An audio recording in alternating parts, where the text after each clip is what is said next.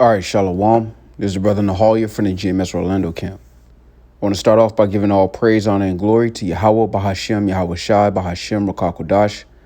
Double honors to the apostles and the elders of Great Millstone, who are the elders of Yashar Allah, and the sincere salutation to all Yuakim, who are preaching this word and believing this word, and to the Akwath, who are believing this word in all truth and in sincerity. Yahweh is the name of the one they ignorantly call God. Yahweh Shai is the name of the one they ignorantly call Jesus. Bahashem is in the name. Rakah is spirit. Kodash is holy. Akyam is brothers. Akwath is sisters. Shalom means peace. And Yashar Allah is Israel in the ancient Paleo-Hebrew. This is Deuteronomy chapter 28 and verse 7. And it reads, "The Lord shall cause thine enemies that rise up against thee to be smitten before thy face. They shall come out against thee one way and flee before thee 7 ways. The Lord shall command the blessing upon thee in thy storehouses, and in all that thou settest thine hand unto, and he shall bless thee in the land which the Lord thy God giveth thee." Now, this is highlighting some blessings, right? And I want to show forth the opposite side of that spectrum and the numbers, all right? Because social media is very deceptive. The internet is very deceptive. There's an image of progression that our people have that's not realistic when you look at the numbers. But when you look at these curses, these blessings and these curses, it starts to really reign true. When you put the numbers with what the Lord said, it gives you a reality check. All right. Now I want to jump down to this. This is Deuteronomy chapter 28 and verse 66. It says, "And thy life shall hang in doubt before thee, and thou shalt fear day and night, and shall have none assurance of thy life. In the morning thou shalt say, Would God it were even, and at even thou shalt say, Would God it were morning. For the fear of thine heart, wherewith thou shalt fear, and for the sight of thine eyes, which thou shalt see." And this is what we're experiencing as a nation of people. The deception of social media is that they highlight the exceptions to the average, right? So they'll show you the exceptions to the rule. Meanwhile, you're living check to check. And everybody around you, most people are living that way concerning our nation. And when I say our nation, I'm talking about Negroes, Latinos, Native Americans, West Indians, and Haitians, who are the children of Israel. Because Deuteronomy 28 and 66 involves the curses that the Lord said would come upon us as a people if we didn't hearken unto the Lord. Our people are fighting to be the exception because our average falls under the curses. And this is why our people look up to the exceptions to the rule, no matter how they got there. Our people look up to boxers and rappers because they're an exception to the curses, or that's how it seems, because all of that is strategic. And I want to show some of these numbers to really highlight the fact that as a nation of people, without the Lord, this is game over without the Lord. Because we see Edomites losing on this side, but at the same time, on average, Edomites are winning still. And I want to point out the numbers. I want to bring out the numbers. Matter of fact, let's go to it to show forth what's actually going on. Because when you look at the numbers, it clears up the mirage of social media. Social media shows you a highlight reel, a mirage of something that's not real. You see a lot of people selling courses, candles, whatever you name it, and they put on this image of success. But when you look at the numbers, as a nation of people, we fall under the curses. And you can fight to be the exception to the rule, but you can't beat time and you can't beat the Commonwealth. And that's what the Lord was trying to make us understand, man. Matter of fact, let's go here. This is Deuteronomy chapter 32 and 29. "Oh, that they were wise, that they understood this, that they would consider their latter end." And our people don't consider their latter end. When you think about where we are right now, we live in a society where Edomites are passing down an inheritance Jake is starting from the bottom every time they land on earth. Every time, every generation. Your uncle Nim was starting from the bottom. You starting from the bottom. If you have seed, they're starting from the bottom. There's no inheritance. There's nothing to pass down. The Lord said it would be like that. And our people think this shit is normal. That you grow up and then you gotta send money to the generation that's on their way out. That's not normal. These Edomites are playing at a different race, at a different pace. And that's why the Lord's going to have to take them up out of this place. Because Jake trying to fight Dr. Umar style, it's not going to work. It takes generations to even get even with what's going on right now. And I'm going to bring out the numbers, Lord willing. But I want to touch this. This is, again, Deuteronomy 32:29. Oh, that they were wise, that they understood this, that they would consider their latter end.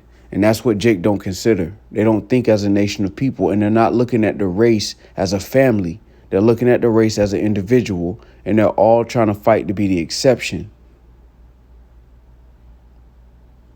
If you had a commonwealth, you wouldn't have to fight to be the exception. You would be born into a world where your so-called bare minimum would allow you to live a certain type of lifestyle. And that's why the Lord intentionally did this, so that we would consider our ways, man. Matter of fact, this is Deuteronomy chapter 31, and I'm going to jump down to verse 17. Then my anger shall be kindled against them in that day, and I will forsake them, and I will hide my face from them, and they shall be devoured, and many evils and troubles shall befall them, so that they will say in that day, are not these evils come upon us, because our God is not among us? So our very condition that our people have normalized is supposed to make us return to the Heavenly Father, because this shit ain't normal. This shit ain't normal. You're not supposed to be born into a world where you have no inheritance, where your family is destabilized. None of that shit is normal. It ain't normal for the heathens, and they not even in rulership. They under Esau's rulership, and that shit ain't normal for them.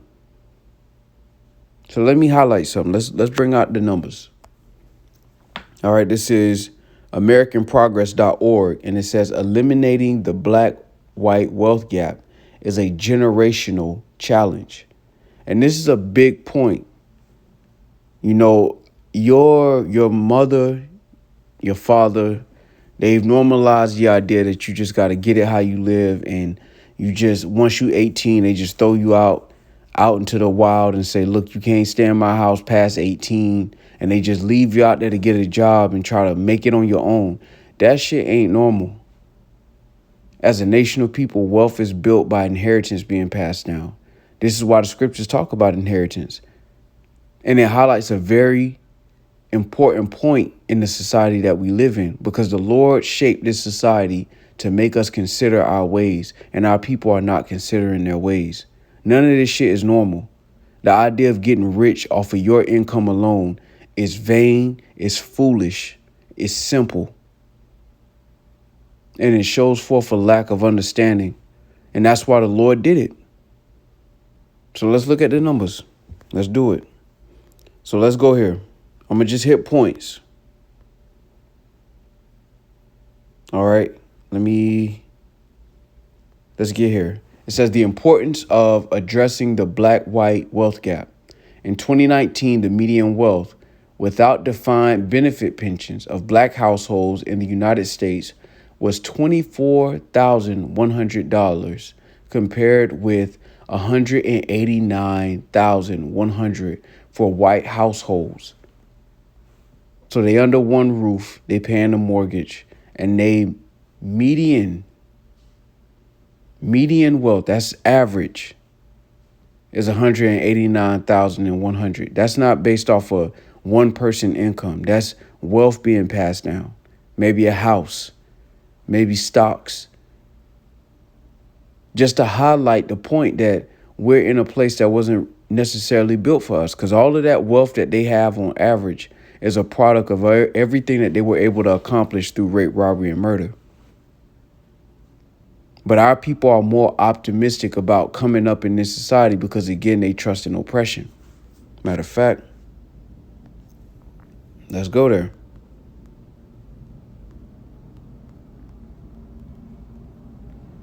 This is Isaiah chapter 30 and verse 12. Wherefore thus saith the Holy One of Yasharallah, because ye despise this word and trust in oppression and perverseness and stay thereon. Therefore this iniquity shall be to you as a breach, swelling out in a high wall, whose breaking cometh suddenly at an instant. All right. And the highlight of this precept is they trust in oppression. All right. And the reason I bring this out is because you hear this wealth gap, right? I'm going to read this whole thing. It says in 2019, the median wealth without defined benefit pensions of black households in the United States was $24,100, compared with $189,100 for white households. Therefore, the typical black household had 12.7% of the wealth of the typical white household, and they owned $165,000 less in wealth. The average gap is somewhat smaller in relative terms, but much larger in dollar terms. The average black household had $142,330 in 2019, compared with $980,549 for the average white household. This means that on average, black households had 14.5% of the wealth of white households, with an absolute dollar gap of $838,220.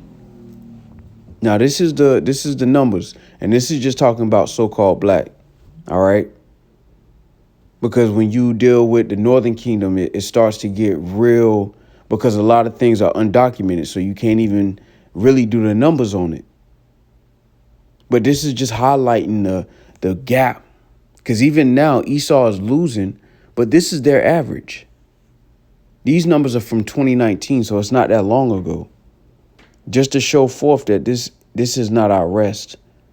And the Lord is teaching us a very important lesson, that our people trust in oppression. They don't really see the race that's going on, because social media gives them an idea of reality that's not real. It's completely opposite of how they live day to day, but they trust more so in what they see on social media and in the news than what's actually going on in their real life. Because in their real life, they're going under the curses. They're falling under the curses. But then they look at social media and the internet and news to have hope in things that are not real. Let's go here.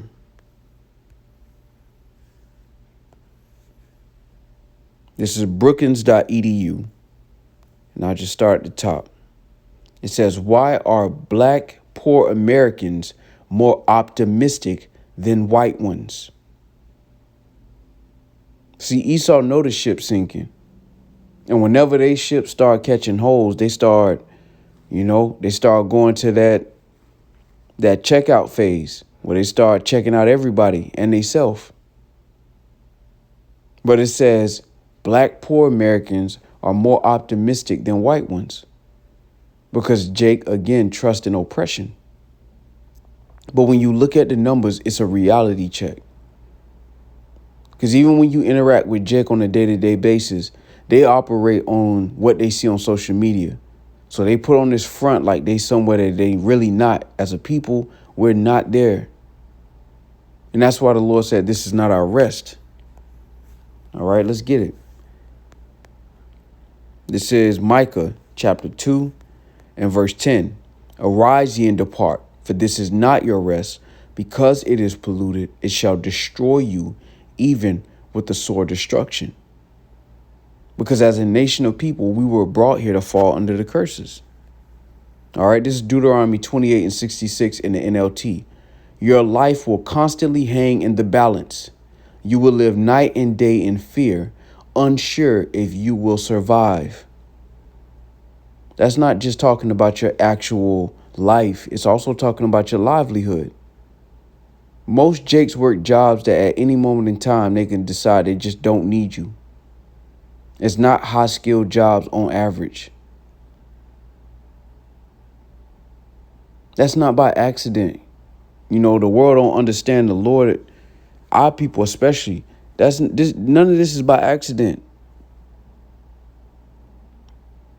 The Lord knew he knew. That's why the Lord said that our people would be wise, that they would consider their latter end, that they would consider these things, that this is how it's going to play out for you. At a certain point, there's going to be no power in your hand and you're going to be subject. And right now, Esau is so subtle that you're subject under a financial system of debt just to keep it plain. And because your parents, your grandparents didn't know nothing about the game that's really being played here, they didn't pass anything down to you. And none of that is normal.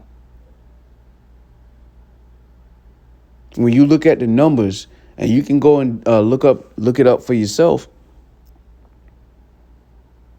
When you look at the numbers, the Edomite households, their grandparents, their parents are passing down wealth. They getting old and they need taken care of, so to speak, but they actually passing down whatever they worked for in that lifetime, they passing it down. Whereas you just starting from the bottom, and your parents were starting from the bottom when they got here. They might leave you a house, they might leave you an insurance policy, and then that's going to be gone. And the Lord told us, he just said, look, this ain't your rest. These are the details that we have to live through to understand the reality that you can't escape the Lord's judgment. That's why Deuteronomy, the 31st chapter, matter of fact, I'm going back to it, is important because it says that the anger of the Lord will be kindled against us. And the Lord gave the curses. He was like, look, my anger going to play out like this. My anger going to play out like this. My anger going to play out like this. Happy homes are going to be rare. Curse. You're going to be cursed coming in. You're going to be cursed going out. The stranger, he's going to come up. He's going to get the loans with a better interest rate. Better usury than you. But the Lord was telling us just be obedient. And because we didn't listen, we're in a situation where we need the Lord to step in. And that's why Malachi 3:6 is so beautiful. All right, this is Malachi chapter 3 and verse 6, and it reads, "For I am the Lord, I change not. Therefore, ye sons of Jacob are not consumed." Because if the Lord changed his mind, we would be through. And most of our people don't even realize the situation that we in as a people, because they're so busy fighting to be the exception to the rule. Not knowing that nothing is natural about that. Nothing is natural about you answering to another nation of people who really on average have at least 100K. On average. And on average, as a household, as a nation of people, as a family, the average, and we just talking about so-called Negroes. We ain't even talking about the other tribes. The average income is $24,000 as a household. This ain't our rest, man. And the Lord is everywhere you look. The curses speak. This is Haggai chapter 1 and verse 5. And it reads, "Now therefore thus saith the Lord of hosts, consider your ways. Ye have sown much and bring in little. Ye eat, but ye have not enough. Ye drink, but ye are not filled with drink. Ye clothe you, but there is none warm. And he that earneth wages to put it into a bag with holes." That's not just taxes. That's the fact that you were born into a world where you have no inheritance. What does it say in Proverbs? Bear with me.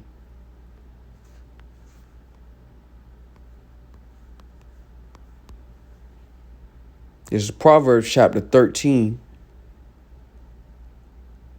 and verse 22. "A good man leaveth an inheritance to his children's children, and the wealth of the sinner is laid up for the just." But the Lord is showing that this is not our rest. We're not here to establish ourselves, because this place is going to be destroyed. But the Lord is also making a point. That's why in Micah 7:9, it says that we will bear the indignation of the Lord. This is a part of bearing the indignation of the Lord. Your financial burden is you bearing the indignation of the Lord, because you shouldn't be born into a world where you got to start from zero. And it's because, honestly speaking, the generation before us, they didn't understand what was going on. The generation before them didn't understand what was going on. And it took the grace of the Lord to wake up the elect, to understand what's really going on around here, beginning with our apostles.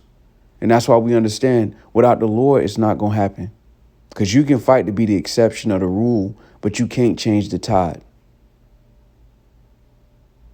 That's the Lord. The Lord got to do that. And that's why this Exodus is going to be great. When you think about the first Exodus, we were a slave class in the strongest nation on the planet. Think about that, right? Because Egypt is ancient history at this point. But during their heyday, in their prime, they were the strongest nation, and we were the slave class in the strongest nation on the earth at that time. And it's happening again. And that's why it's going to take the Lord. That's why it's not of works. That's why you can't have you think you're going to have a Black Wall Street and beat your way out of this. It takes generations to do that, just to get even with what's going on right now. You know, it reminds me of Elder Yashwamba saying that this is the worst case scenario, because when you look at the numbers, reality hit different. That maybe you're an exception to the rule. Maybe your household is.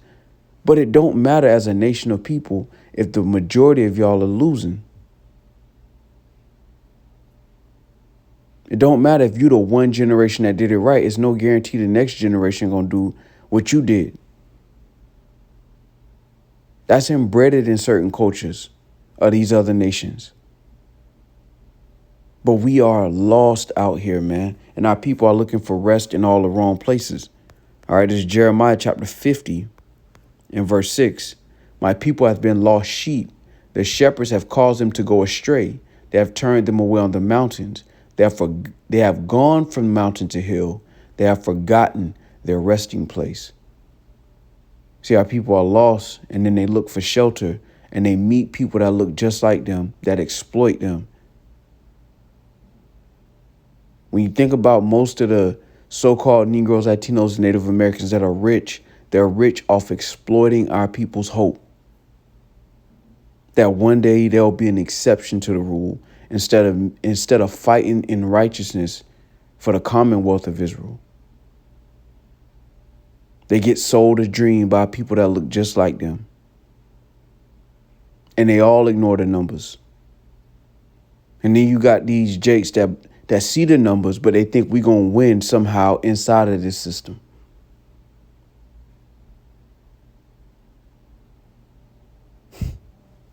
That's why the scriptures say without a vision, the people perish. Because when you don't understand what's actually going on, and you think that this fantasy that's being sold on the internet is real, you're lost, man.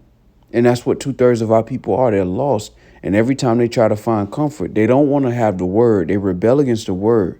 But then they see these guys that's selling courses, and they have this hope that one day they're going to be an exception to everything they see around them. Instead of fighting in righteousness to see everything around them be different. This is Proverbs chapter 29 and verse 18. Where there is no vision, the people perish. But he that keepeth the law, happy is he. And that's why it's a beautiful thing that the Lord has given us good tidings. Because when it talks about freeing a prisoner, it's not just talking about physically freeing someone that's in prison. It's talking about freeing us from the bondage of a system that has beat us generations ago. This is checkmate without the Lord. And that's why the Lord said this.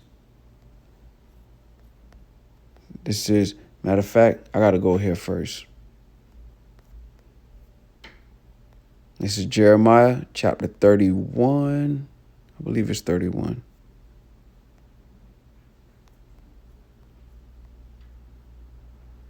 Yep. It's Jeremiah 31:11. For the Lord hath redeemed Jacob and ransomed him from the hand of him that was stronger than he. It's going to make this Exodus so much greater because we are in checkmate without the Lord in real life. Whatever your dream was in the world, if you'd have blew up, you wouldn't have moved the needle at all for us as a people. Maybe your uncle would have got better shoes or whatever the case may be. But as a people, we were still done. If you'd have got your rap career, your fight career, or your drug deal, whatever the case may be, you wouldn't have moved the needle for us as a people. And that's why where there is no vision, the people perish. And the scriptures talk about the commonwealth of Israel. There should be a commonwealth amongst us as a people. All right. Right now we have common struggle because we are all under the curses. You have some exceptions to the rule, and really they're not exceptions. They problems just bigger, and they just hide them better. This is Ephesians 2:12. I'll start at 11. Wherefore remember that ye being in time past Gentiles in the flesh, who are called uncircumcision by that which is called the circumcision in the flesh made by hands, that at that time ye were without Hamashiach, being aliens from the commonwealth of Israel, and strangers from the covenants of promise, having no hope, and without Yahweh Shai in the world. And this is what it looks like when the Lord hide his face from us. And everywhere you see, everywhere you look, it's a reminder. And the good news is that eventually, beginning with the elect, we're going to be saved as a people. And everything that we see is going to be a reminder of the Lord being with us. All right, so Lord willing, this was edifying. I just wanted to touch that point, because again, it's not to, how should I say this? Be negative, so to speak, but it is to highlight that the words of the Lord reign true, and it's like our people are kicking against the pricks, and that's why ultimately they're gonna have to learn this lesson through death by pain, because this situation that we're in right now in 2023 should have been enough to make our people repent, but it's not. And our people are too busy trying to live a fantasy than to look at reality for what it is. Because when you look at reality for what it is, it falls under the curses 10 times out of 10. 144,000 times out of 144,000 times, it falls under the curses, because the words of the Lord will not return unto him void. But on the other side of that, the hope is that we know the Lord's going to turn this in our favor. Because if he prophesied that this would happen, if he told us before it happened, he also spoke of the salvation. And the salvation of that is going to be seen in the elect first and foremost. But eventually the entire nation of Israel are going to get to see that. All right, but the 2/3 are going to have to learn this through death by pain. All right, and I'll end it with this. Zechariah 8:13. And it shall come to pass that as ye were a curse among the heathen, O house of Judah and house of Israel, so will I save you, and ye shall be a blessing. Fear not, but let your hands be strong. You know what? I got one more.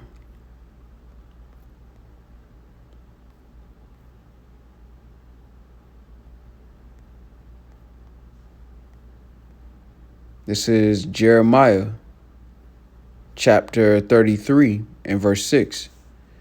Behold, I will bring it health and cure, and I will cure them, and will reveal unto them the abundance of peace and truth. And I will cause the captivity of Judah and the captivity of Israel to return, and will build them as at the first.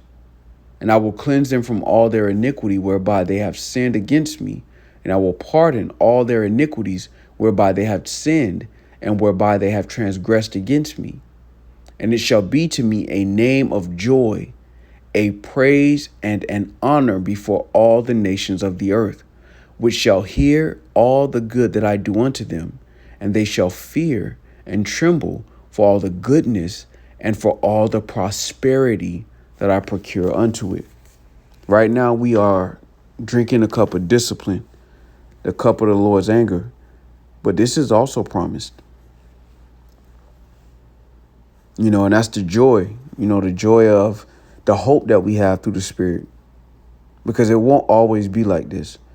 We weren't created to be in America forever. This is a learning. This is a learning environment, so to speak. This is the Lord disciplining us. And it speaks through every aspect of our life, especially financially. As a nation of people, this is bondage. But the Lord is going to deliver us. And that's why he's going to get the credit for the deliverance. Because there's nothing we can do as a nation of people to get us out of this situation. Even if we started now as a people, there's nothing we could do to catch up. That's the reality, not the fantasy that you're being sold on social media by guys like Dr. Umar and all of these conscious community. The reality is that if the Lord don't step in, this shit is over with. Excuse my French. So with that, I want to give all praise, honor, and glory to Yahweh, Bahashem, Yahweh Shai, Bahashem, Rakakodash. Double honors to the apostles and the elders of Great Millstone, who are the elders of Yasha Allah, and a sincere salutation to all you Akim, who are preaching this word and believing this word, and to the Akwath, who are believing this word in all truth and in sincerity. Shalom.